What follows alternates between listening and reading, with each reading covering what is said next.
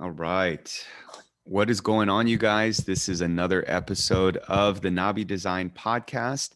And for those of you guys who have been tracking with us, we're currently kind of in a series of sorts, really addressing the Asian American community. And on this episode, we're sitting back down in just like previous episodes, sitting back down actually with former guests. And so today, I have my very good friend, David Kim. Would you like to say hello?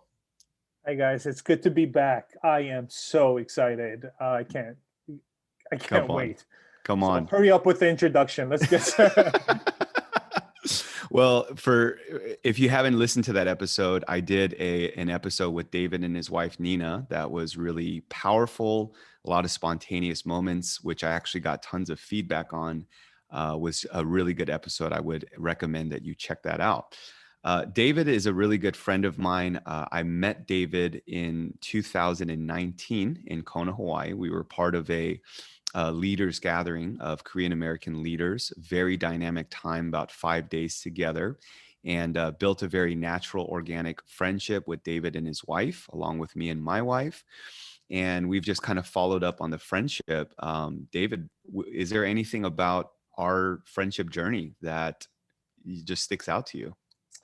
Yeah, a lot. But kind of the few things that come to my mind, I really was looking for another coach. I mean, I couldn't find another coach in the Asian American world, and you were one of the first ones to meet. And so we shared a lot of similarities about coaching and Yep. helping people unlock gifts and Yes. passions, and so that was a unique bond there. And then I love just your journey of emotional health and how you are able to name your feelings and help people navigate that. And for our family, that's been our story as we shared in our previous podcast. And Yes. so understanding our pain, our brokenness, and what does it look like to lead out of that. And so, I mean, just all of that, just so much kind of common ground. And of course, food and East Yes. Coast. And yeah, yeah, yeah. For Oh, yeah. sure. Yeah, our kids are the same age, which is really cool. Yep. Yeah, real quick, when I first met David and his wife, David was sharing with me that he's a certified Enneagram coach.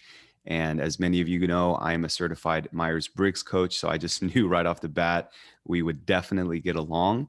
But just quick introduction, and then we're going to get in. But for those of you who may be meeting David for the first time, David is a certified Enneagram coach, and he's actually a discipleship pastor at Westgate Church, located in Silicon Valley, California. And David is just a man, to me, that is just actually very passionate because of his own life journey, really on holistic health, on holistic discipleship, emotional health, soul care, kind of everything in that arena. And I think that's one of the areas that David and I really, really connect well on, as well as our good friend Jeff Hyun. Shout out Jeff Hyun. We miss Um, you. Where are yes. you? And he's Where are actually you, doing Jeff soul Hyun? care. He's on sabbatical, so he decided to actually practice what we teach. I would have actually just skipped the sabbatical and still came on. Come on. Yes, Come on, Jeff Jeff. Hyun. Jeff Hyun, if you're listening, just know you should be on here, and we miss you. Anyways, cool, man. Well, just hopping right in. I mean, one of the reasons why I particularly wanted to bring David in, not only on this episode, but in the context of this series, is because we really are addressing kind of the Asian American community, maybe even specifically the Asian American church community. And I really just felt that, when you're addressing a group of people, uh, it really takes a myriad of voices and a myriad of perspectives, I believe, to bring kind of a full sound to something that you're trying to communicate. And so, as I thought about David and really just David's life experience and really what he's passionate about, I just felt like this episode in particular, I really wanted to talk about kind of understanding Asian American soul care and why that is so significant at this time, which we will be delving into here in just a bit. So just kind of starting, right off the bat with you, David. I mean, David, you've been on the podcast before. What does life look like for you in the last year or so? You know me. So it's been a interesting year. So right before COVID, actually, I had a chance to write a kids book about change, and I think Wow. we'll get into that a little bit down the road. But Yeah. that book was written pre-COVID, and all last year, I mean, if there was one word to really get an understanding of what everybody's facing, it's change. I mean, everything was changing before our eyes, Wow. and so the book became such a prophetic kind of tool for our family more than anything else, Mm, and processing that, and with our children and all the changes. That how come we can't go to school anymore? How come we can't go to church, Dad? I thought you're a pastor. To what's happening with, why are we wearing masks? To, I mean, you name it, all the changes that our children were facing, we kind wow. of used the book to help them navigate all the changes in their lives. But it's so that's something that I've been working on, and doing a lot of work on that since it was published, I think, early on into the COVID world. Yeah. The second thing that I've been working on a lot is I'm also getting ready to work on a second book on belonging with a Wow. major Christian publisher. I think if you and I know anything about this COVID season, disconnection and loneliness, I mean, we're all feeling that.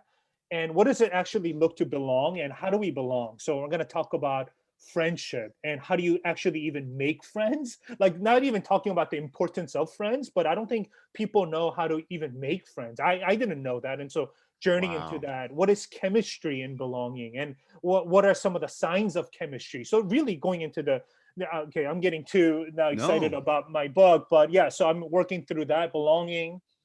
And then in terms of the coaching world, Enneagram, I mean, I've been busy doing a lot of premarital, marital counseling with a lot of conflict and communication, both in relationships, but also teams. I mean, everybody's feeling the heat, right? A lot of anxiety and just miscommunication everywhere due to all sorts of emotions. And how do you process that? How do you work well together?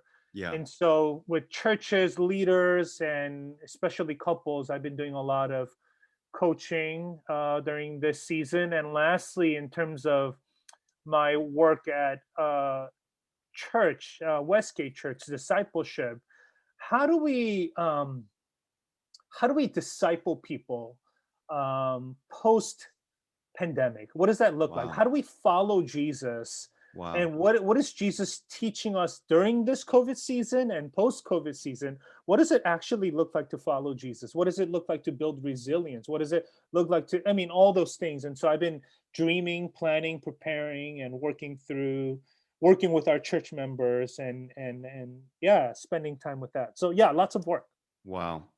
One of the things that I personally love about David is in the Myers Briggs world, David is what I would categorize as an ENTJ.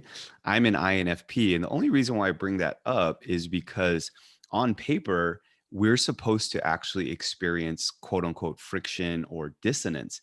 But the fact of the matter is right off the bat, David, you and I have just gelled and communicated so well. I don't know if that's just common interest, friendship, chemistry, but I have personally come to really enjoy David's energy. And I think, you could say the same. I would hope you would say the same about Yes, me. absolutely. But well, David, one thing I want to talk about, because you talked about your book about change, and I really wanted to kind of go into that a little bit more. So David's being really humble here, but I mean, David dropped this book, wrote the book pre-pandemic, and not only is it really a phenomenal book. I mean, I want to give some of my own commentary here, but Oprah actually picked up the book as one of her monthly readings.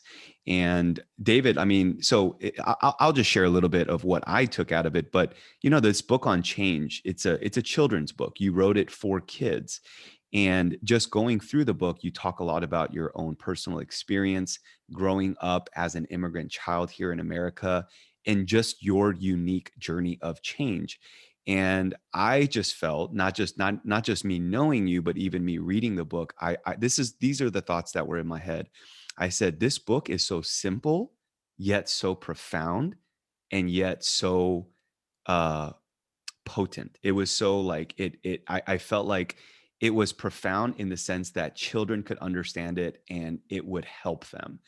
And so, David, for you, I mean, what even compelled you to go on that journey to write a children's book?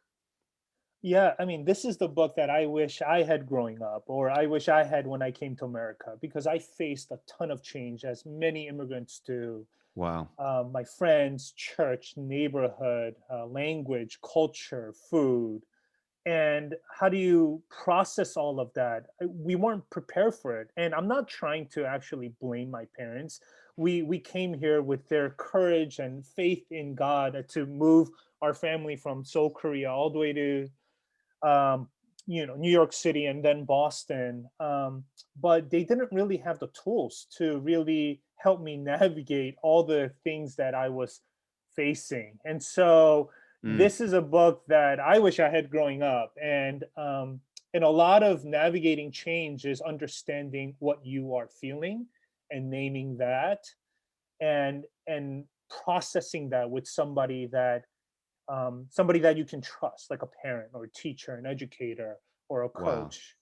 Wow. And so, yeah, my girls are reading it, and I'm a pastor, but yeah, Oprah picked it up and she named it as 2020's Oprah's favorite things list, which I Come am. on. I mean, yeah, it's yeah, that's just all God right there, and Wow. it's actually a tool, a real tool and a bridge for parents to create a safe space Mm, for their children to process change. Now, this is really important. I asked the publisher to make sure that my Korean Americanness is captured in that book. wow. This was crucial for me because about 70% of all children books are animals, which we can't relate to. And the 25 to 28% are white figures, leaders. And Mm, so, as our children are navigating all different things in this world, like how can, like, who are they relating with and to? And I realized I wanted to make sure that there's an Asian face, there's a Korean face, that they could wow. say, like, you see me, you understand me. And sure, it's for the broader audience, but Yeah. I wanted to represent our story and our people. David, I actually didn't know that. I mean, obviously it's translated through the book, but I mean, really what you're saying is that from the onset of the project, it was your intention to want to be able to represent that Asian American story. Yes. Wow. That's amazing. That's amazing. So if you Well, look at the change story, it's all primarily focused on my immigrant journey of change, right? yes. So absolutely, I wanted to kind of guard that perspective. Wow. Well, David's not going to do this for himself, but I'm going to do it. If you have not heard of this book or you have not seen it, I believe you can purchase it on Amazon. Just Yep. look up the book Change by David Hyun Kim, and you'll be able to find it on different sources online. But I really do mean this, though. If you have kids, I would definitely buy it. Even if you don't, I just think it's a really profound book. And I think the illustrations are pretty cool too. Anyways, David, just while we're on the topic of the book, what sort of feedback or what kind of impact have you witnessed through the vehicle of this children's book? Um, well, a couple things. Number one is that personally, I always limited myself as if I am doing something for God, I have to do it in the context of ministry, Yeah. pastoral ministry. And I never thought that my first like kind of publishing world it would be a kids book. It's not even in the Christian publishing world. It's just a kids Wow. book. Wow. And I the love way that. God is using that, and at the end of it, I do say I'm a pastor on the book cover, right? On the back of the book cover, Yeah. and to represent Jesus, that Christians are not weird and Yeah. pastors are not weird. We Yeah. can do normal work and we can do good work, Come on. right? And so Yes. that's something that God is surprising me and almost encouraging me. David, keep going, right? You don't be Mm, limited to what you understand ministry and kingdom of God is meant to be. So if you're listening to this and if you're a college student or if you're a business leader or you're working, I mean, wherever you may be, like this is something that's really something that I'm learning, but also to you that when you're serving God, it means much more than just going into pastoral ministry. And I know that many Yes. of you know that, but it was a kind of a reaffirmation of that. Yeah. And Wow. then secondly, I would say, yeah, parents were giving me feedback. A lot of like second gen Really? or 1.5 parents, they were saying, man, like as I'm reading this to my children, I'm processing some of the pains that I haven't processed of Mm, my own immigrant journey. wow. When I brought my Korean food, this is in the 90s, right? To the cafeteria, and they said it smells, We all right? have one of those stories. Yeah, and I ate my kimbap in the bathroom, man, right? Wow. um and so like things like that, and going through, okay, how much of the shame that we carry of this Korean culture that we're still embodying today, Mm, and how much of that is getting translated into our children. And like I didn't say this, but I saved it for this moment. Like, Andy, I love like I've been reading and following your stuff, and especially your podcast. yeah. The way you represent Korean American identity, it's not ethnocentric, but you are proud of your Korean Americanness, Mm, and that part has been missing in our journey. And so I want this book to really highlight that. In the 90s, all of our AIM, oh man, this is so old, our Zanga and AIM, AOL accounts, man, people are like, what are you talking about? For Right? those of you who don't know what David's talking about, he's talking about AOL Instant Messenger. Keep Oh, going. Jesus, help me. Um, and we would write KP, like Korean pride, Yep. right? And those are things that, and maybe for right or wrong reasons, but there was so much, now there's like so much shame in that, right? Yeah. And I think we need to recover that. No, there are God-given gifts in the Korean American story that we need to be proud of, not in a weird way, but really be thankful to Jesus. And so, yeah, That's amazing.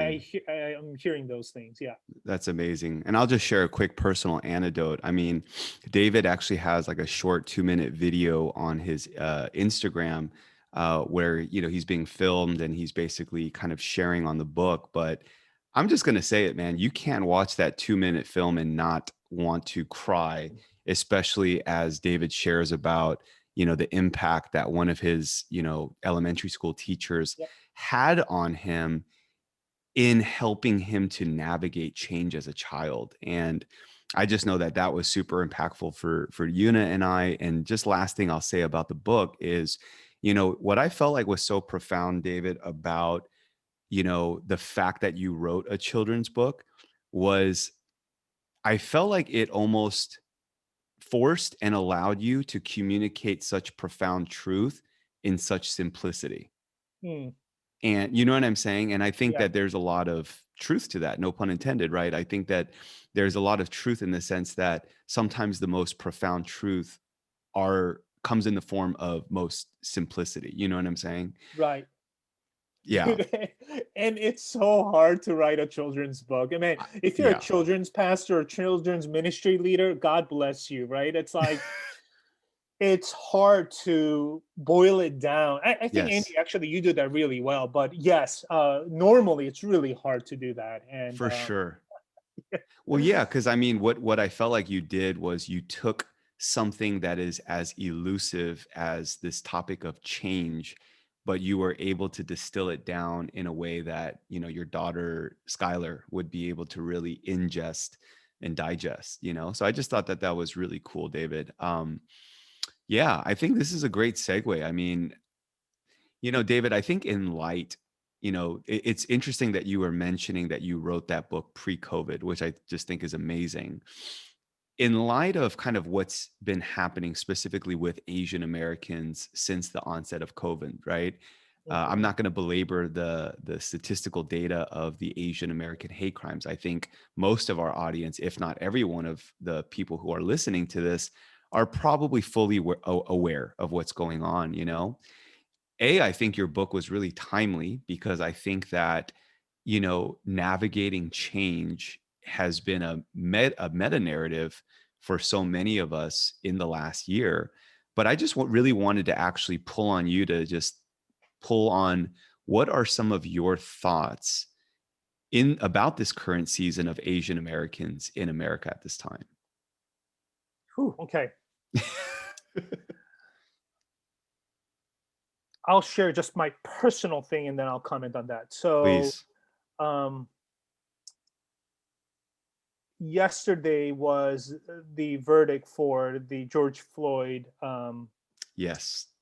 I was actually in New York City watching that in JFK along with so many others. I mean, the room was so tense and just kind of Wow. waiting to hear that announcement. And I mentioned that because if we all remember that painful clip, there is that Asian police officer who Yep. is kind of has his body turned away from that situation, and um, for me, it brought me back to that clip, and it brought me back to that situation where, man, that Asian police officer, that is a prophetic mirror of David Kim. Wow. Like I have been doing that all my life. Wow. I have just turned as a Christian leader, pastor, Wow. Korean American, as a citizen now Wow. in United States, but just as a human, right? Wow. That's something inhumane. But as a human, I still justice is too costly for me, right? Mm. So I'd rather um, pursue the model minority myth. It's easier to pursue that, right? Just Yeah. continue and be silent, and we have a bracket for you. Become an intellect or become a doctor, or lawyer, and you can have money and be successful somewhat, and not have to deal with all the pain in this world. And so, for me, I felt like that was a prophetic mirror, and I had to repent a lot of that. Number one, and number two is Mm. that through that journey, um, what I'm realizing about all the anti-Asian American hate crimes is that, man, I need to use my platform, and there needs to be more representation than ever before. Wow. And so, like, even writing this kids book, I'm the first Asian author in the collection. Now we have a Wow. second one, Andrew Yang's wife. She just Wow. wrote her book on a kid's book about um, sexual abuse, and it's her Wow. story. Wow. And I mean, we need to speak up, and we need to share our pain and share our story. I can't believe we're writing a kid's book about sexual abuse, but Mm. it's something that Asian Americans cannot shy away from. That Mm. that is part of our story for many, and Mm. that we're not going to be silent, and we're going to produce, and we're going to do good work. And so, even this book on belonging, like, there is something that I've learned from my Korean American. I mean, you guys shared it in your last episode, Chung, or I even would dare to say, like, even the language of harmony or hyung, right, which harmony means grandmother, or hyung, brother, or nuna, or sister, whatever that may be. We use it actually for both our blood relative and also to anyone else who's Wow. our Korean American. And so That's it's the outside of same for family is us. what you're Yeah, saying. it's the Wow. same word for both. Wow. And so understanding for us, belonging is a unique thing for the Korean American journey. Mm. And I think we have things to share and to teach. And there are Wow. things that other Christians or non-Christians can learn from our stories. And Wow. so this is the time to just really represent our voices and really share the things that God has already placed in your heart. Wow. There's so much that you just said right there, bro. I'll just share quick commentary, and I'm going to pull on you a little bit, but you know, yeah. First of all, David, thank you for just sharing that so truthfully and vulnerably. Of just your own kind of recognition and your own, epiphanies that you've had in your life. For me, I just want to say this: I can't help but to feel like the last 12 months in some shape or way has almost been like God's invitation to many of us. Not that you throw away, truth, data, and anything, but I'm simply saying it almost feels like he's been trying to invite us into a classroom of empathy. Do you know what I'm saying? Yeah. And I get it, right? I understand that the human soul cannot process the amount of social media data that is being thrown at us every day. It's actually, in many ways, a lot of us are actually on hyperdrive or overdrive. Mhm. But at the same time, I almost feel like, man, it really feels like an invitation to learn how to be human, in the sense of, how do you empathize or begin to even attempt or try to, and in that process allow yourself to touch a different part of your own humanity? That's just my 2 cents. Oh yeah. Okay. Okay. Here we go. Go for it, bro. Yes. So empathy. We're thinking about. Oh man. So I've been bitter. Okay. I'm just straight up. I've been bitter at the first generation for their lack of empathy during this season. Now, I do want to be self-aware that it's not as though 1.5 and second gen we've been speaking up all of our lives either, right? And so Mm, this is a recent phenomenon. So I it's for both of us, but especially for the first gen. I was trying to understand why they can't be really empathetic. So mm, I'm trying to empathize with their lack of empathy, right? yeah, yeah, yeah. And what I began to see is that, man, their entire journey, I shared with you earlier, right before we began this podcast, is that, I mean, Maslow's hierarchy, right? Their entire journey is to fight and overcome poverty, And right? survive. Survive, right? And so their main thing is security, right? The That's first good, layer David. of Yeah, what it means to be a human, right? yeah. And so that's why, as they immigrated to the states with $100 or $200, like the questions that they asked me growing up was just one: "밥 먹었니?" Right? Did you eat anything? Yeah, And it was their form of actually love and empathy, yeah. but it was shown through the lens of security, Mm, right? And so or to, get into a good school, right? And it's a lens of security, but it's a form of empathy, right? It's yes, that yeah. that's what they're doing here. And That's good. so I do think that for the earlier generation, their empathy is actually through the lens of security. That's good. But Yeah, our generation, we cannot stay at security that's good. because we Wow, have it. wow. So for us, like you and I, Yeah, we cannot say, no, our generation too, we're going to say, "Pambagani, let's get into good schools. Let's have a successful American dream," whatever that may be. yeah. No, that's not the call for our generation. We Our have to generation build on is, that we have to ceiling. build on that. So I have empathy for our first gen, my That's so parents good. and our people. I love them to death. And thank goodness for the kind of the first layer that in which we can stand on. But for us, our second level of empathy is really, really self-awareness, and Mm, begin to see, like, what is God calling us, and like what do we have that to offer to the world, and begin to do the inner work, which is emotional health, right? Which is mm. soul care, right? Soul care is for the privileged, right? That's right. So Because we have good. security, we can do now soul care. But now that we can, let's not take that for granted. Our Mm, parents have shed tears, and mm. I mean, like, I just met my parents. They gave up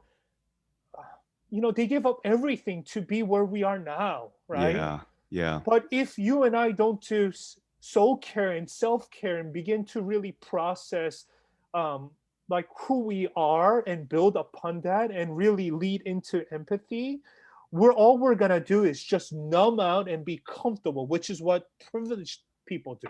Wow. David, I mean, there is a whole universe of things that you said there. And I feel like in some way we're going to actually start extrapolating those one by one, as we, kind of move forward with the podcast. But I just want to say this quickly is, you know, Yeah, there's like so many layers of profundity to what you're talking about, and you're articulating it very clearly. It's basically, it's simply understanding that having empathy for the first gen to understand their plight and their circumstance and their limitation, and empathizing with that. However, what you're saying is that, however, it's recognizing that the ball has been pushed forward to a certain measure because of the sacrifices, not for us to recreate that journey, but to actually move it forward, and to be able to learn how to articulately navigate that journey in a meaningful way that is fulfilling God's call on our life. That's good. Yeah, bro. Yeah. I think that's a great segue, David. I mean, I'm doing a lot of David's introductions here because I'm his friend and I can do that. But so I so David's a pastor and you are a pastor's kid. You're a PK, am. and you came here in elementary school. Really had to learn the ropes of American life. You grew up in Queens. I remember some of the earlier stories you were telling me when we were getting to know each other in NorCal, about how basically like you and your brother were like latchkey kids, slightly, Yeah. maybe not slightly, but really, and really like how you ended up in a certain, how you ended up raising your brother who's Mhm, not that much younger than you. mhm. And I only make mention of that because that is a very typical narrative of second gen immigrants. Like my brother and I used to, when my brother was like in sixth grade and I was in like third grade, my brother had the key, we would go in the house and it would just be the two of us. Right. That was just normal. We didn't know that it was different and that, defects could be called on our parents at any moment. We just Yeah. thought that, no, this is normal life. But anyways, I say all of that, David, because you're a pastor and you're a pastor's kids. You grew up in the Korean church. You spent many years serving the Korean church. And I would say, just from our dialogue, you have a unique love, hate, and I don't say hate in the sense that you hate them, but a love hate dynamic to a certain degree with the Korean. Dynamic. Yeah, Yes. dynamic, not an actual sentiment, but a dynamic with the Korean church. And so, you know, we're about to get in some, story here, but like, what's kind of your maybe overall take on the plight of the Korean immigrant church in America at this moment in time? So one of the reasons why we ended up, again, I have a deep love for the Korean American church, and I still, every time I get asked to guest speak at a Korean American church, I am down. I love Yes. that. And so Yes. and my dad's a immigrant. He's a immigrant pastor, lead pastor in Queens, Yeah. and so deep roots there. But what I'll say is this: in our journey, one of the areas where I found profound pain is that self-care, soul care, is not a conversation of the Asian American, Korean American church. Wow. Right. So there was no Sabbath. There was no, I mean, I remember getting phone calls during my vacation from my elders, from my deacons, right? I remember on Mondays, which is my day off. It really wasn't a day off. It was recovery day. So it wasn't really Sabbath keeping. And for them, there was no real understanding of boundaries of family life, the Mm, way they would respect and honor my wife and children and our dynamics and also our own family in our journey. And so I don't say that to actually bash on the Korean American journey. I would just, again, it's just we Korean American immigrant church is just built upon poverty and survival. And so wow. Wow. I can see why that's not part of their DNA. Mm, Um, but all, in our own journeys of our own pain and brokenness, and how I was a absent father, absent husband, like I was overworking. I'm an Enneagram 3, ENTJ, like overworking all the time. I am doing everything that I hated about the Korean American kind of the DNA. And so I think we needed God's grace to break off from that and learn about soul care, emotional health, healing, self-awareness.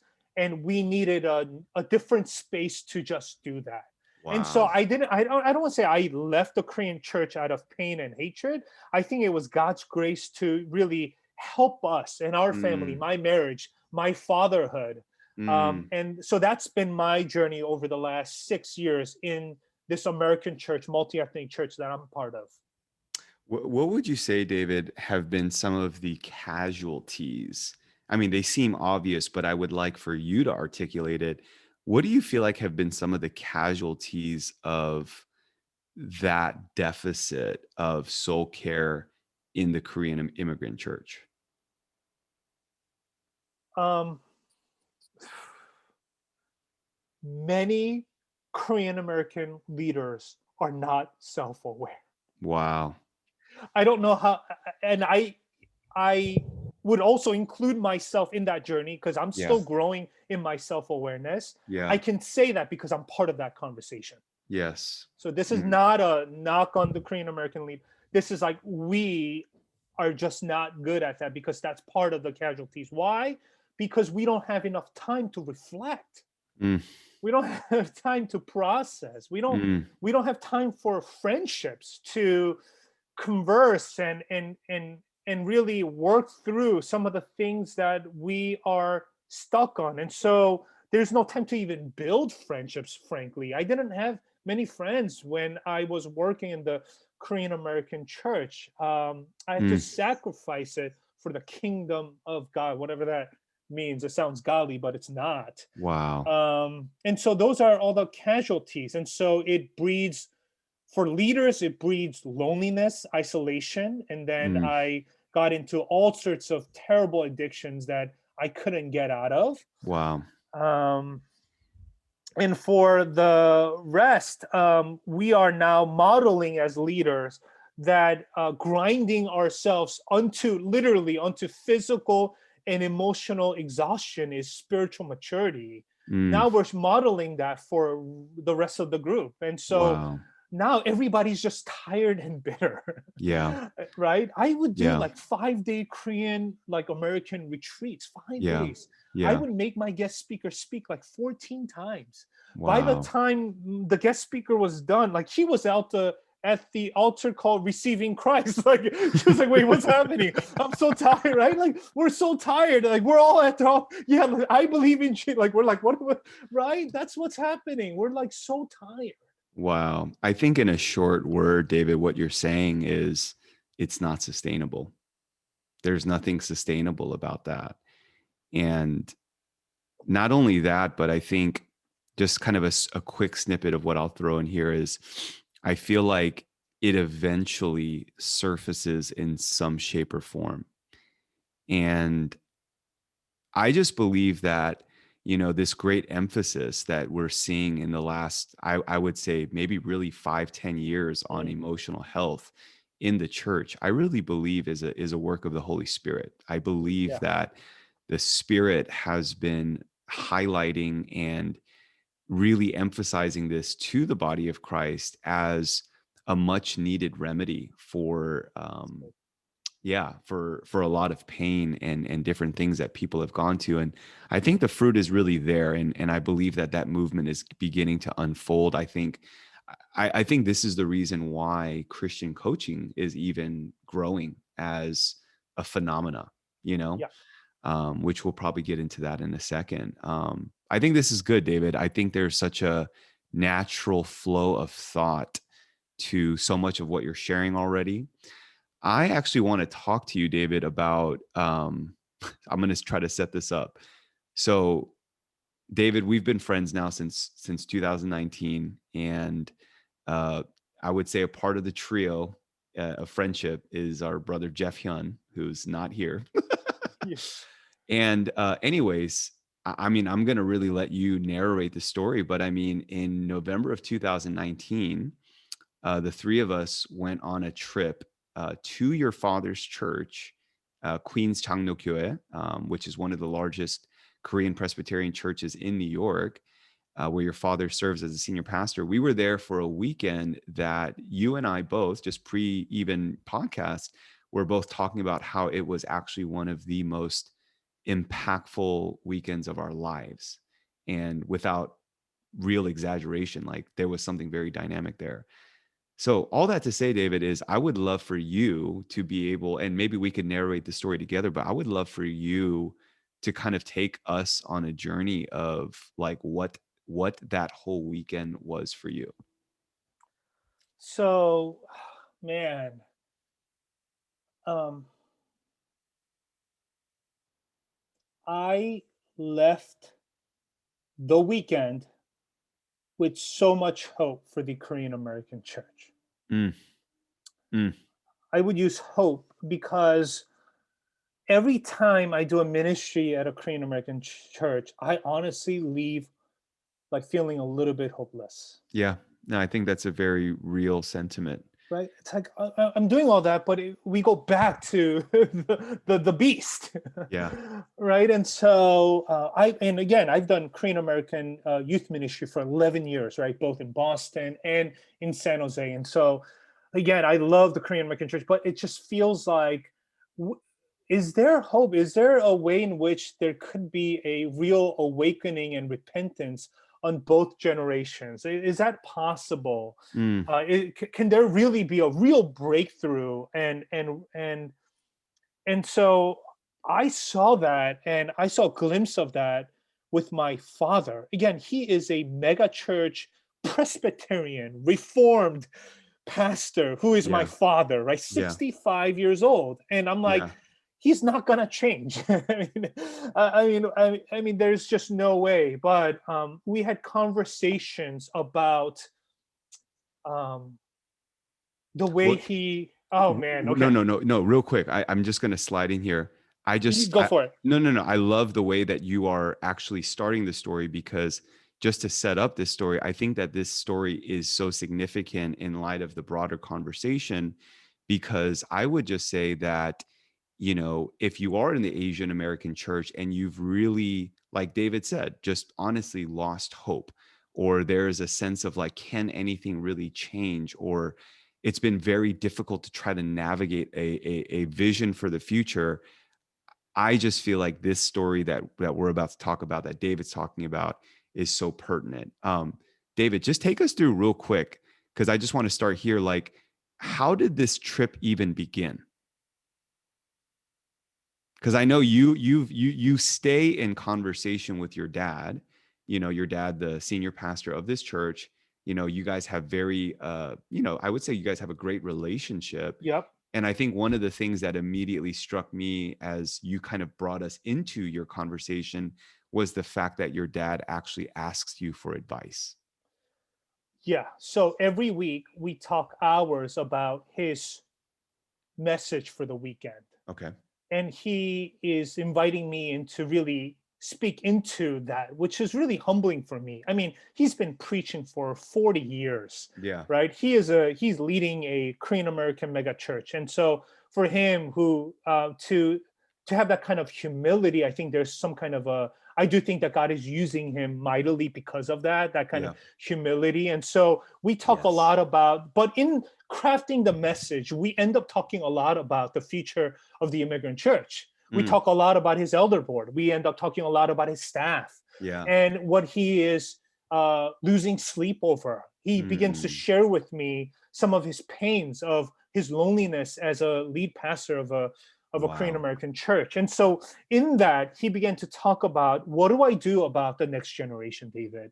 Mm, I am lost for words. And what do I do with my staff, where every time I try to talk to them, I want to encourage them, but I end up critiquing, like as a like an older Korean, dad.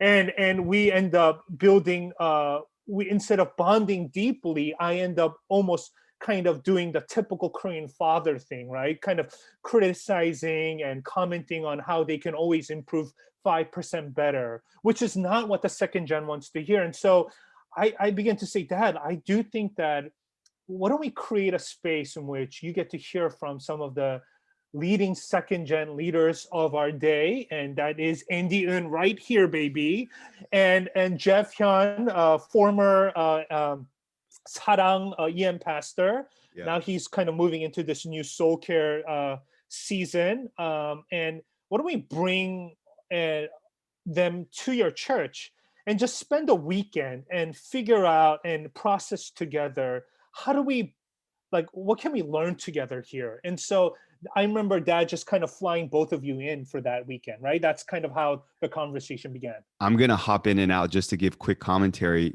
just to dialogue or narrate this with you. But what was so crazy about that too, David, was yeah, Jeff was kind of brought in, I think to make it legal, right? Quote unquote legal. Jeff came in to do kind of like a seminar night or like a Yep. special message night. But I think even the fact that going into that weekend, we were going really to just spend time with your dad. Like it wasn't like we were going to do something. It wasn't an event. It was actually we were going to be together, to spend time together. Keep going. Right. Yeah. Yeah. And I just couldn't imagine my dad spending blocking off the entire weekend to hear from these three young bucks Honestly. and just saying, teach me. Like I just want to learn and grow and just become a better immigrant pastor. Yeah. I think there was an anointing there Yeah. from his humility. And in that process,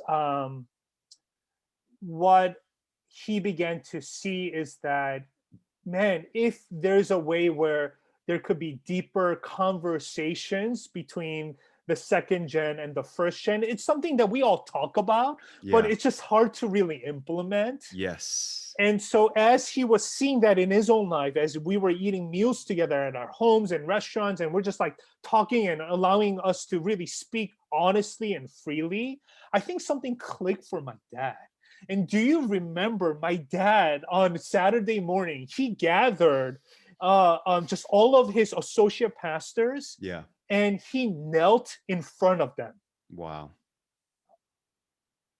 I don't think they still process that. Yeah. Yeah. And apologized Yes. and to put that in context, not only were all the associate pastors there who were leading kind of the second gen or the 청년부s at the time, the KM was actually there in that place. Like his congregation members were present with them.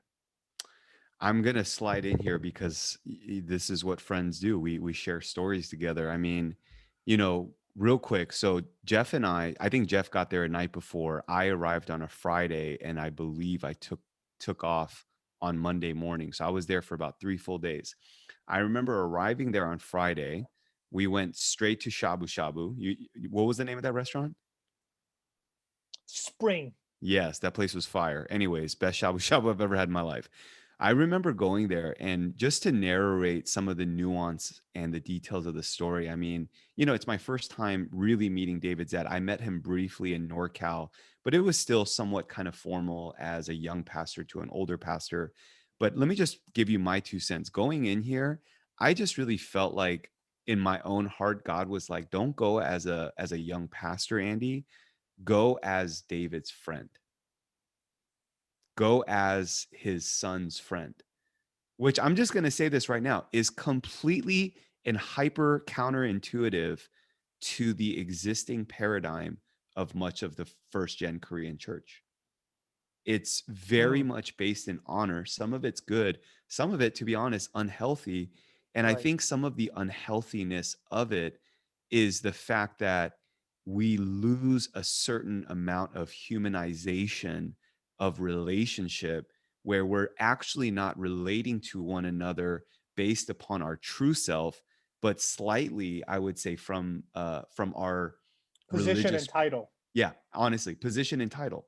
And I would categorize that, David, in the realm of soul care as that's slightly a false self because it's actually not the fullest self of who you are, you know? Agreed. Yeah. Not yeah, not to say that your dad was being disingenuous or anything like that, but I just feel like the proof has been in the pudding over time that that paradigm has served a purpose, but it may be an inadequate paradigm. Anyways, that's just quick commentary. But so having that meal and then spending that time with your dad. I remember that first night we went out with your mom and the Changnonims. Do you remember that? I remember that at a Yep. sushi restaurant, right? Yeah, well, it was the Kalbi restaurant, Oh, the first Carby. Yeah, night. yeah, yeah, yeah. Yep. First one. Yep. Yeah. And I thought to myself, I said, I'm going to gain 30 pounds over this weekend because of literally like how much we were eating. Right. And so, anyways, real quick, but with that night, I just, there's just certain details of this story that always stand out to me. You know who was actually really highlighted to me that night, David? Was your mom and the elders' wives. I So remember. what Yeah, do you remember that, right? yeah. So while Jeff Hyun is over on the right side or With left all the side with men. yes. So Jeff you is you were, over. yeah. You're the 권사님 killer, we call it. The 권사님's love, love, love, love, Indian. So Man. but no, but all of these details add to the mosaic of the weekend, right? Because while you and Jeff are on the left, you're doing a great job hosting and just being that bridge. Jeff, who I believe is the Changnonim Slayer 9000, like his just his ability to create rapport with the Changnonims was flawless. And I could tell that that spoke volumes to your dad. And so it was a very beautiful night. But I just remember for me being on the right side, I actually felt this is a great opportunity to have fun with your mom in the Kwanzas. Yeah.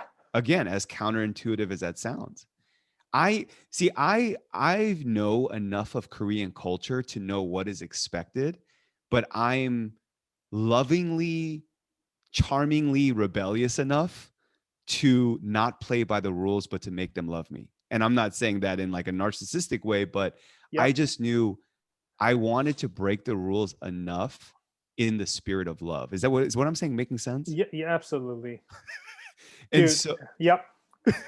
well, and so, joking with your mom. And I just remember one moment, David, where because I really do. For me, it's 1,000% authenticity. I remember I made a joke with your mom and I felt like something broke in our relationship. Hmm. Like I made some silly joke that was probably like Solonghae 5,000, but your mom just started dying laughing. Yeah. And that, And she opened up to you since then. Yes.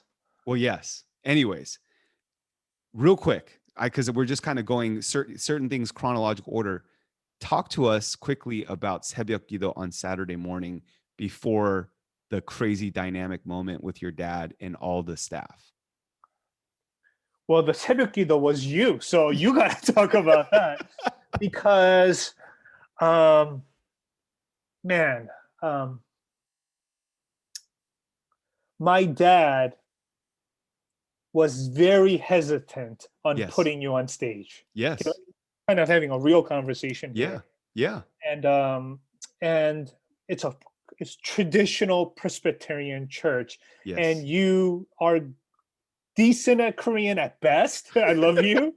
Uh, Actually, you're pretty bad. But the confidence makes up for the bad though. Yeah, and so my dad was going back and forth, and I think it was a last minute decision to Yeah. really have you speak on Yeah. Saturday morning prayer, which is kind of the main prayer morning service for our church. There are a couple hundred folks who came out that morning, and what I remember is that the time, man, how you gained your placing and authority was that not through your title, which again is the traditional way, but you did it through your sharing of generation, of Mm, your lineage and your grandfather and your story of the faith that's been passed down to us. mm, That gave almost the authority and the breakthrough to speak now authoritatively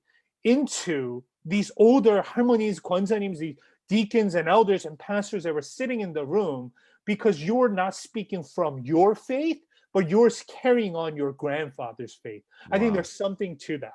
Wow. So would you say that, because the reason why I'm asking you is because I was up there speaking, and so I just have my vantage point, but you were there, in row number 3, and we obviously processed a lot of this, but would you say that what you were witnessing was that because of the honor was given, you felt like the honor was deferred back? Absolutely. Wow. Yeah, absolutely. Yeah. Wow. So then tell us, David, just from your vantage point. So what took place that morning? And then I just kind of want to keep playing it out chronologically. Well, first of all, towards the end, you let out your classic prayer Juyo service that just went crazy, right? Do you remember that? I do. Um, and um, and then afterwards, there was a gathering of KM. Uh, I think 청년부, 청년 1부 and 2부, and then Yeah. just Young kind of adult for yeah, people who don't young, know what yeah, that means. Hmm. and then some of the staff and their key leaders. And again, there's always this awkward tension between the younger generation and the older generation in the Korean American church. And it just exists even in family, right? And Yeah. so my dad just brought all of them into this gathering, really not to do anything, not to really teach at them, but to just kind of create a safe space for them to hear from you, Jeff, and my father. Yeah. But something that we didn't plan happened. No. I mean, I'll share some of this. Man, I'm sorry. I feel like the spirit of Jeff Hyun is with us. Do you feel that? Is it Yeah, just me, or is the yeah. ghost of Jeff Hyun like sitting with us right now? Like, I keep I'm, saying, Jeff, what are your thoughts on this? Right? I'm like, where are you, Jeff Hyun? No, but You're I like a think third of the story, man. it's true though. Jeff is a great storyteller and he remembers detail really well. No, but I'll just pick this up, with you. So after the morning prayer, which was a phenomenal time, I learned so much. Basically, David's dad gathers essentially all of the staff and especially the young adult crowd of the church. Now, just to give you some quick context, not to say that there was bad blood going on in the church, but if you've been in the Korean immigrant context long enough, you will understand that many times there's very pent up frustration Right. that is not easily expressed because of some of the cultural nuance and Yeah. baggage, right? And also, And yeah, just miscommunication and absolutely. misunderstanding, right? Yeah, Absolutely. yeah, So yeah. this is not, Korean centric. This is it's a human universal phenomenon. But so let just to set up the stage, a lot of that was there. And for those of us who are a part of Korean culture, we understand that, oh man, this is crazy. When you're a senior pastor of a mega church, I'm not trying to say that it's like pontificating. That's not what I'm trying to say. I'm saying you are the Don. You are the boss. You are the top of the hierarchical tree, if we're just calling it for what it is. And the only reason why I say that is because the idea of that position, specifically in the Korean context, humbling themselves genuinely and truthfully, I would say, at least for many of us, we would say it's pretty mind blowing. Would you agree? Mind blowing. Mind blowing. So then what ends up happening, and, Dave would just ping pong off each other, but your dad, Jeff's kind of leading certain times of prayer, we're tag teaming it. And then your dad gets in the middle of a room of about 50 people, mostly staff. And then he gets on his knees and he asks for forgiveness for any and all of the ways that he, as a senior leader, has fallen short and not served well. What do you remember from that, David? I remember that. I remember my father getting up and hugging his staff. Yes. And they couldn't say it, but that's what they wanted. You know,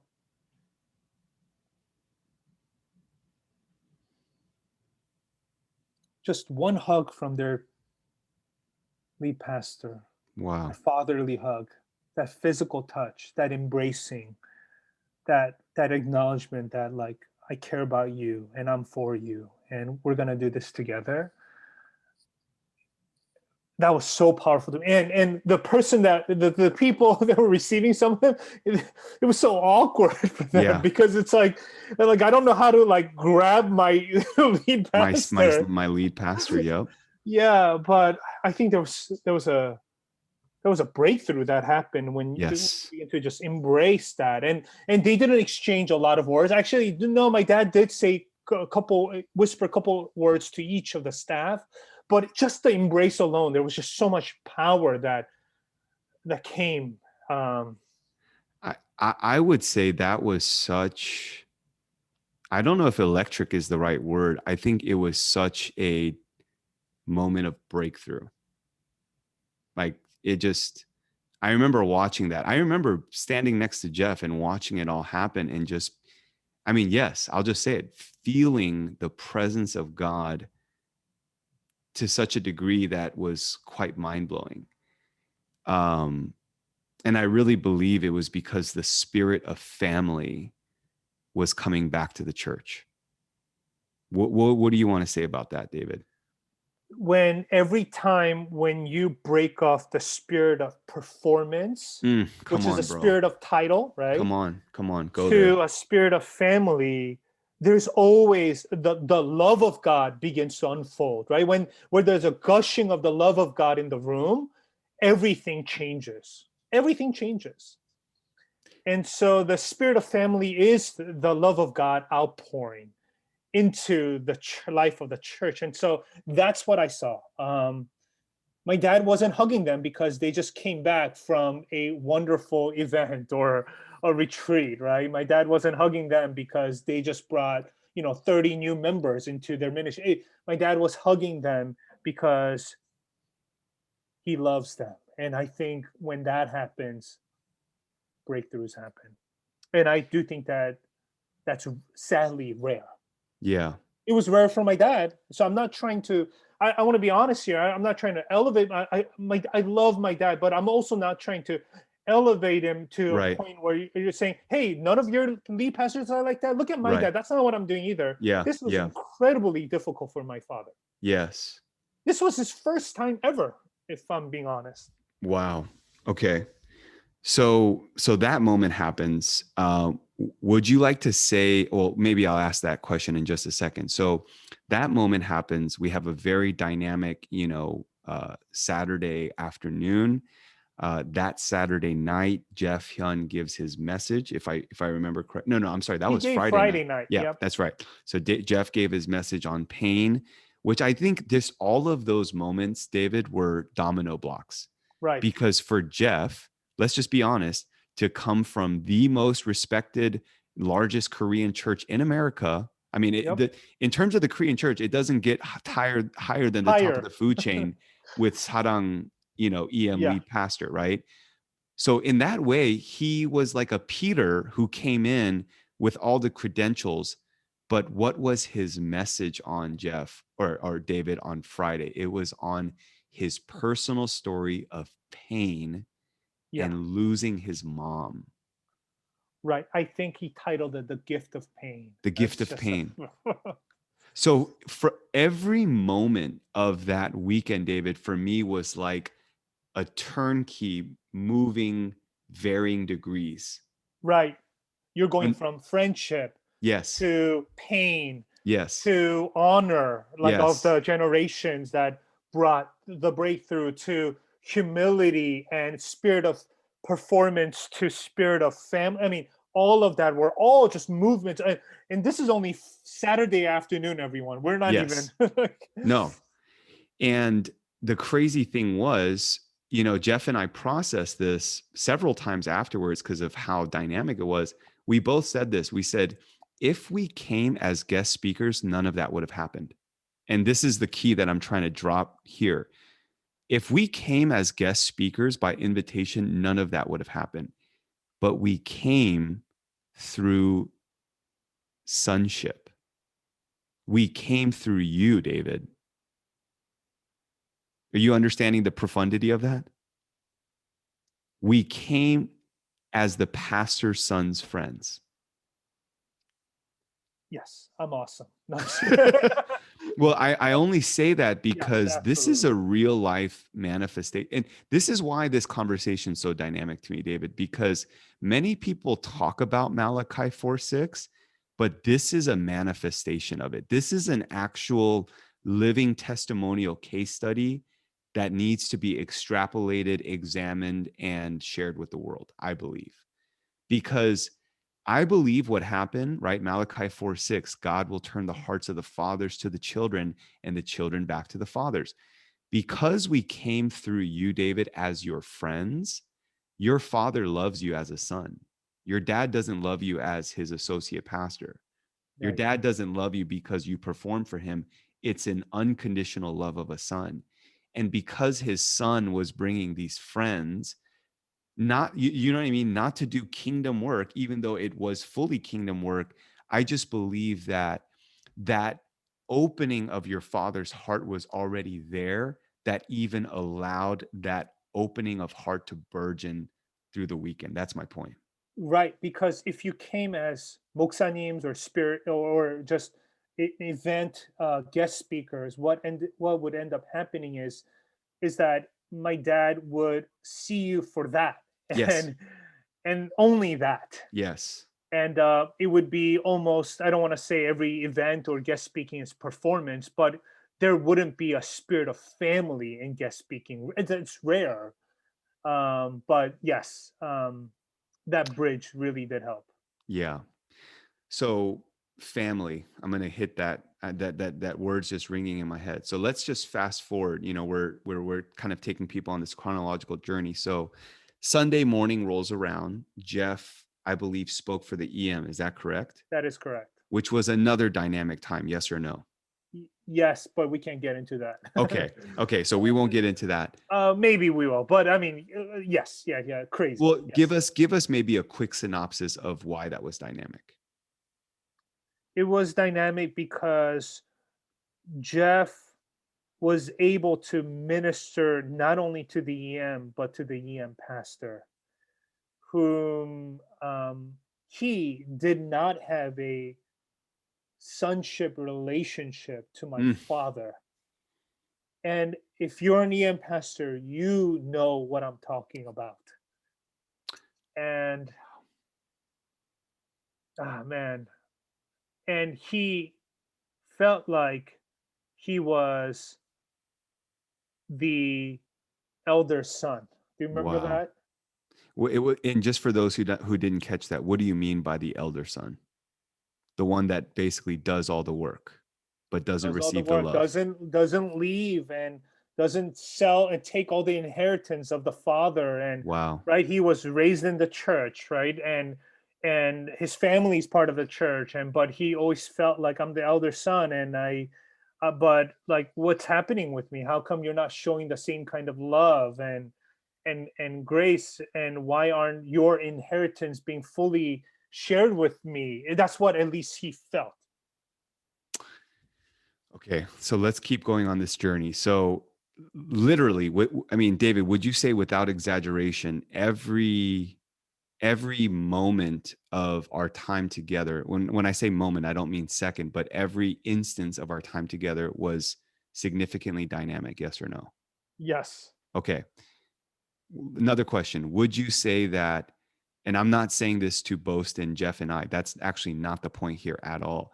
Would you say that something dynamically shifted in the culture of the church after that weekend? Absolutely. Okay. So let me just go here, and I'm going to set it up, and I'm going to ask you if you want to go here. But so that all happens. It's Sunday afternoon. And we're so full and tired, right? Like, Okay, I mean, we're yes. doing nonstop ministry. Right, right. Okay. Yeah.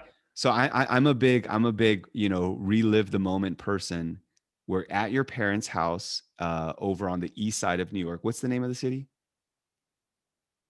Is it like uh I forget. It's Long anyways, Island. yeah, Long Island. Anyways, it's about a 40 minute drive.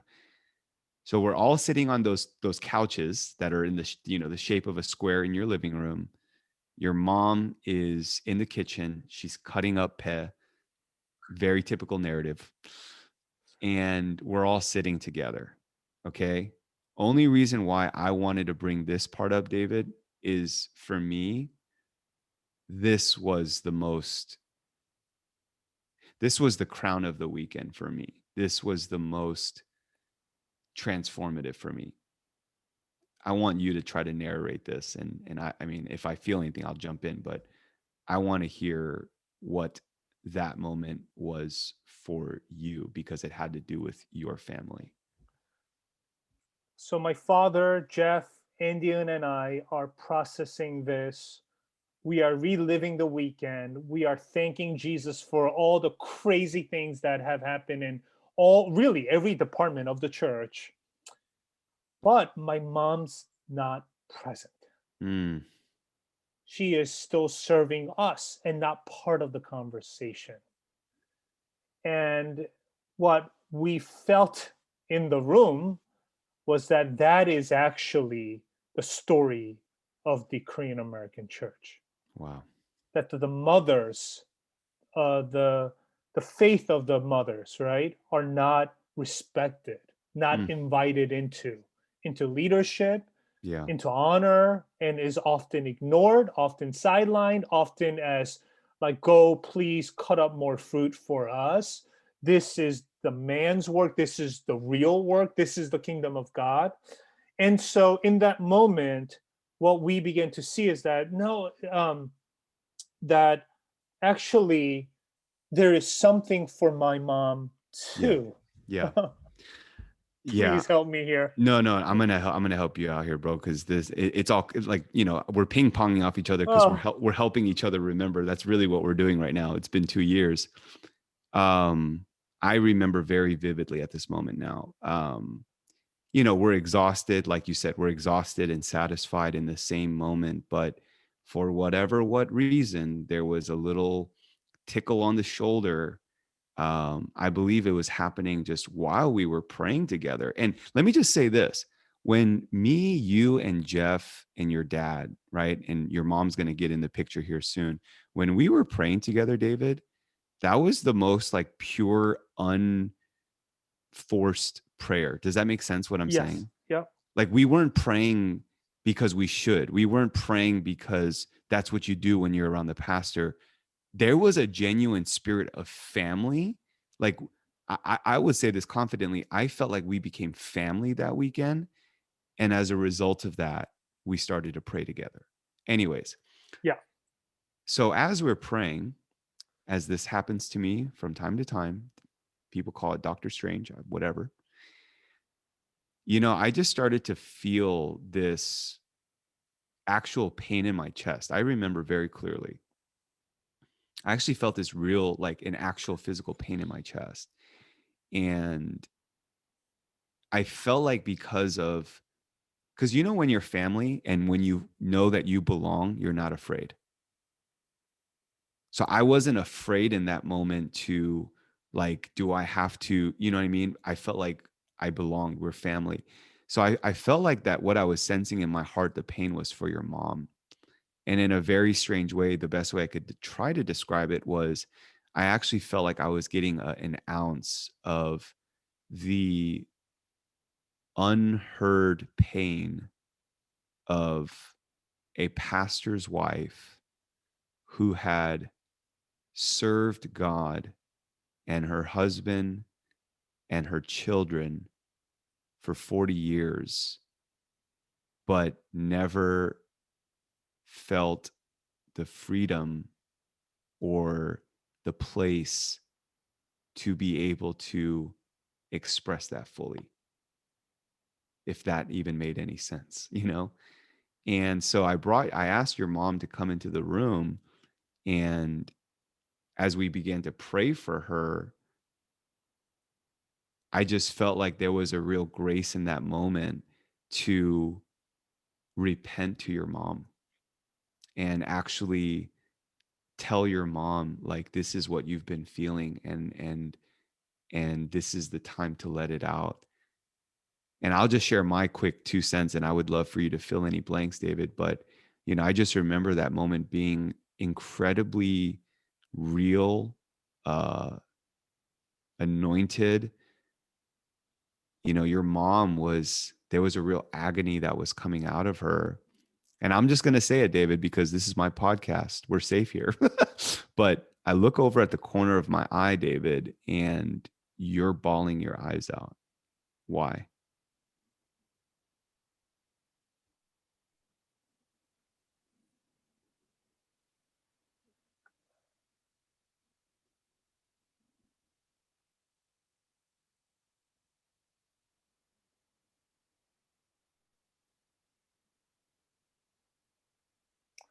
I almost passed out that during that moment. And the reason for that is because I realized that so much of my mother's pain was caused by my lack of empathy and my lack of inviting her into our family. Mm.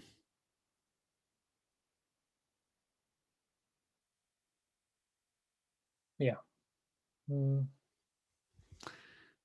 I mean, if you want to jump back in at any point, let me know. But I mean, it was such a real moment, David. And this is the work of the Holy Spirit. When the Holy Spirit is truly at work, because he works through family and love.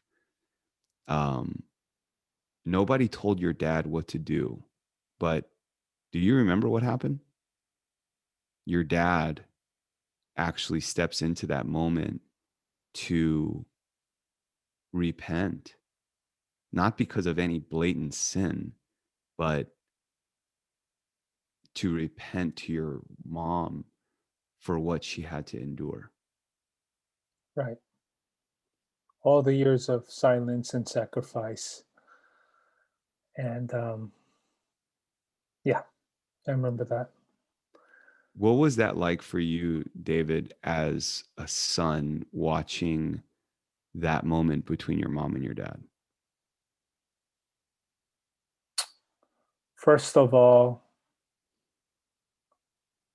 there was deep pain because I was also reliving that with my own family. Mm, Like I also ignored my wife for many years. And mm, by serving God, I was just doing what God has called me to do, my ministry. And in that, I've silenced the women in my life. mm, So there was a deep sense of repentance and brokenness that I was feeling, that like what I was seeing my dad, I was doing. And number two, um, as my dad was doing that, I felt like God was breaking that cycle in our family. So, if I may ask you, David, I mean, again, first of all, I just want to say this that, to be able to share this, obviously in the safety of friendship, but on a podcast, I just want to say it for what it is. It takes a lot of security and courage. So I just want to just say that to you, David, because, a lot of people equate courage with being cavalier and saying things loudly and trying to act bold, but honestly, vulnerability is courage, in my opinion. Hmm. True vulnerability is the highest form of courage, I believe.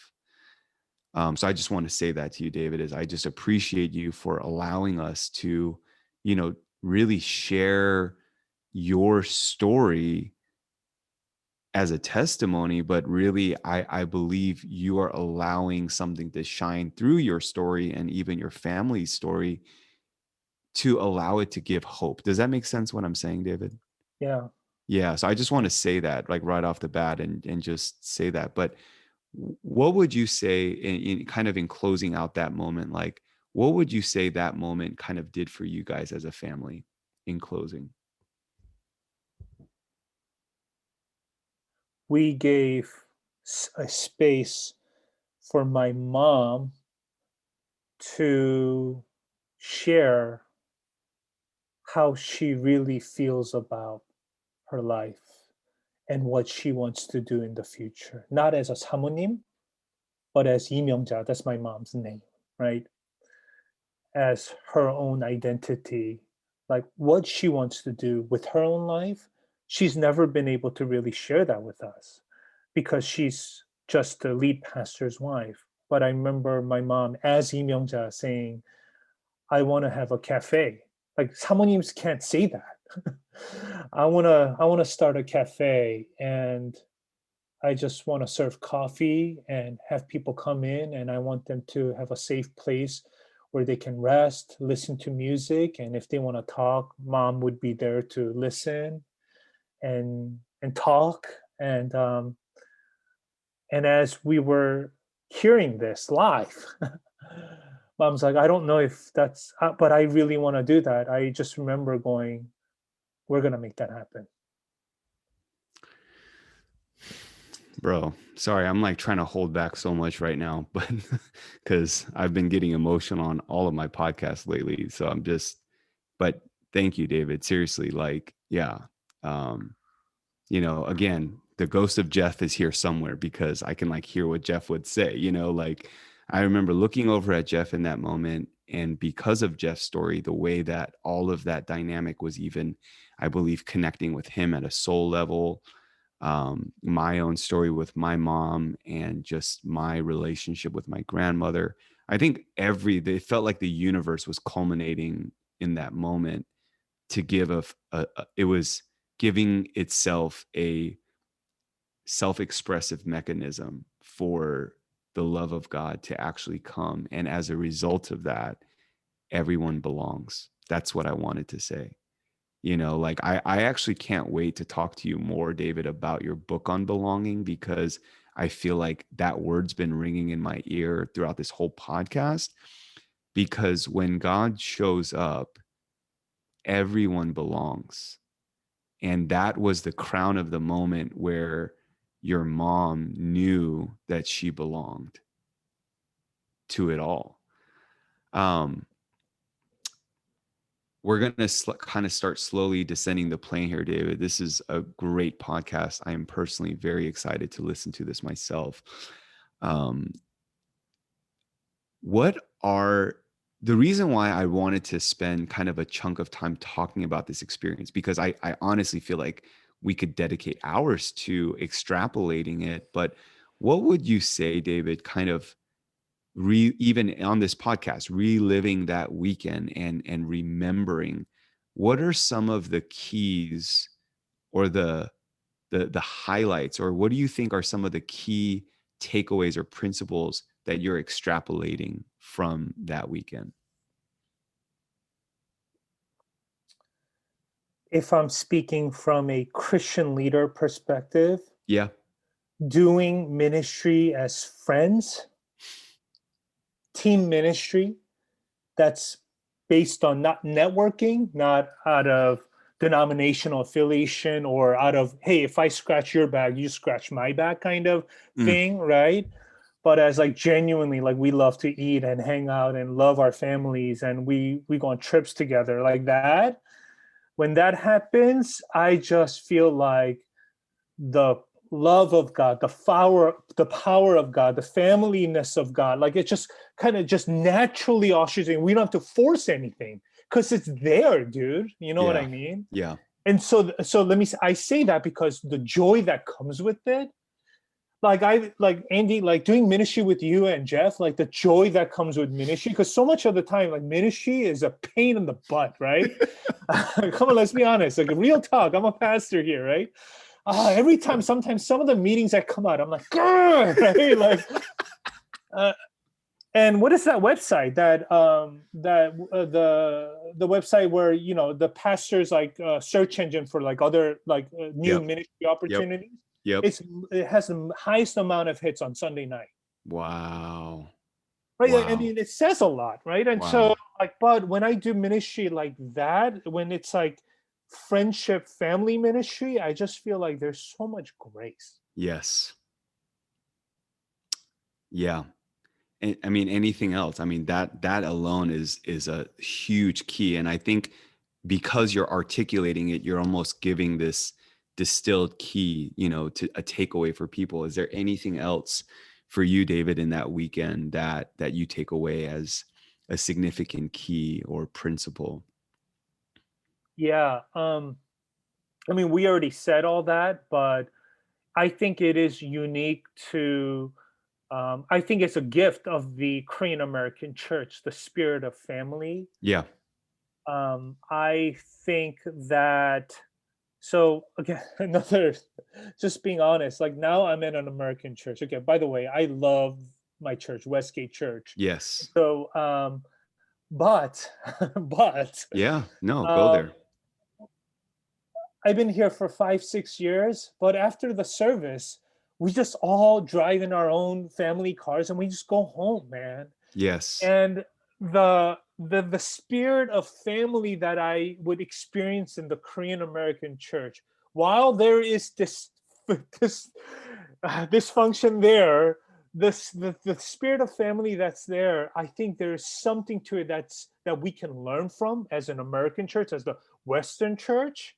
And I long for still, as I'm part of the American church, that we can teach the American church. Mm, Um, the food that is shared after the service, mm, right? That alone, like I'm like, bring that to the American church, where as we eat, because we become vulnerable, we tell jokes, we share stories, right?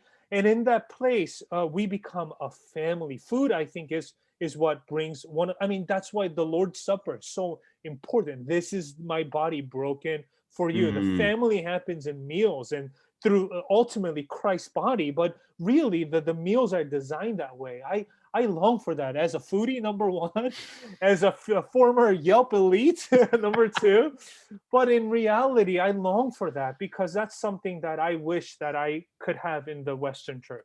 Wow. So you are essentially highlighting this aspect of our Eastern church experience that you see as actually lacking in the Western expression. Yes. But I'll just tie that ribbon real quick. But as a unique bridge that literally is simultaneously and seamlessly moving in and out of those worlds, you are actually positioned, David, as a second gen Korean American. If there was anyone to be able to translate and transmit that gift to an audience who may feel foreign to, but they actually subconsciously long for. Right. So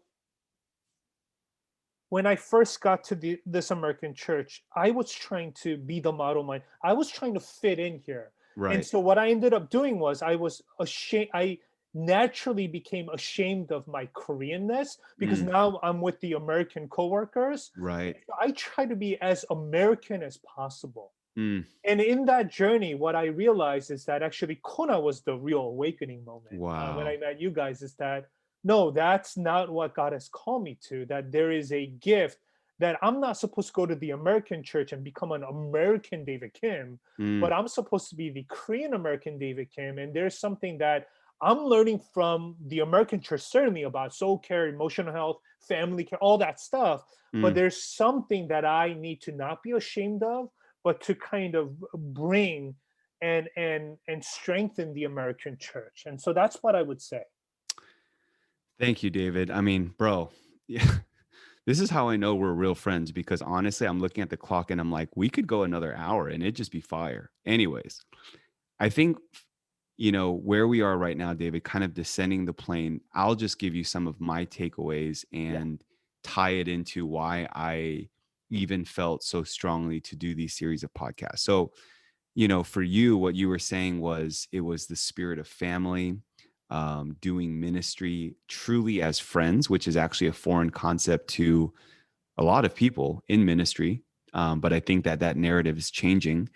What I would say is this, bro. I would say that what I'm taking away from that weekend, what I'm even taking away from this podcast is actually something you just articulated. It's the Asian Americans' ability to truly do the inward journey, the journey within, the self-awareness, but the journey of depth is so significant because the way that I would summarize that weekend, David, would be this. Abraham Lincoln said something to this effect. If I had 10 hours to chop down a tree, I would spend 9 hours sharpening the axe. That weekend was a testimony of not laborious amount of work that produced a result. It actually had to do with a sharpened axe head, so to speak, metaphorically speaking, that was sharpened to such a degree that when the work began, it happened seamlessly. Would you agree with that? Seamlessly is the word I was, yeah, yeah. Seamlessly. And I think that there's a real treasure box of revelation for anyone who would have, the heart to receive what I'm trying to articulate. And I'm not saying this because I feel like the expert, but all I'm saying is that I think God is desperately trying to change our paradigms and our values about many things right now. I believe God is trying to change our paradigms because there's so much of us that have equated work with quantity over quality. And I feel like God is desperately trying to change that. And I would even say this: I believe that the Asian American story and the faith experience, if journeyed well and articulated well and explored well, I believe can be such a testimony of what it looks like to sharpen your axe head for 9 hours so that when quote unquote the time to do or the time to work happens, there's this dynamic power that people are like, how did that happen? I mean, let's just be honest, David, right? When the average person would look at all of the circumstances, all of the things that were in place prior to that weekend, I would say that the average person would look at that and say, how did that happen? Would you agree? Yes or no? Yes. So I say all of that, I know for some of you guys, you might be thinking like it can sound quite kind of metaphorical or ethereal what I'm saying, but it's actually really not. I think that if you can take this word to heart, the whole reason personally why I felt so stirred and inspired to do these, 5 or 6 episodes specifically for the Asian American community, and even more specifically to the Asian American faith expression, is that I wanted to connect with people like David, people like Bonnie and Liz, and people like Paul and Kevin, not because they're quote unquote experts at their whatever, but it's actually because of the unique experience and what they carry and what we've shared together that could actually be communicated and articulated on a podcast in a way to actually transmit something and to give permission to something, because that is really my hope. I guess I'm just saying, like, making my cat out the bag. My hope is that through these series of podcasts that it would really inspire, but it would also catalyze something. And in some shape or form, I really hope that it gives you language to equip you with something, so that this unique moment in time, both cultural and prophetic, that we find ourselves in as Asian Americans, can really enter into this powerful, unique, redemptive process where something that seems like it's pushing us down actually becomes a catapulting opportunity to thrust us forward. So good. That's my heart. David, love you, bro. Any final words or final thoughts from you, bro? You're like an ENTJ button. I can ask you anything and like something will come out. But any final thoughts from you, bro?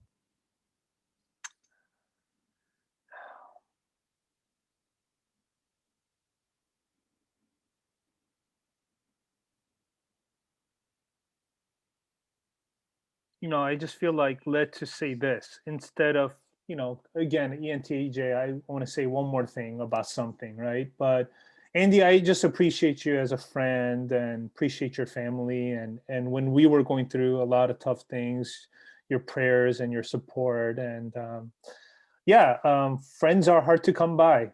And miss you, man, really miss you. It's been a while. And so um, yeah, wish we can see each other in person, and really grateful for you and your ministry, your voice, your platform, and what you're doing, and love your family. Yeah, it's likewise, man. David, thanks again for being on this podcast. Guys, thank you guys so much for tuning in on this. Thank you for joining us on this journey where we are going long form to let the conversation breathe, as always. If you're enjoying these podcasts, please share it. Share it on social media. Share it with your friends, because I really want these type of conversations to really proliferate in this season.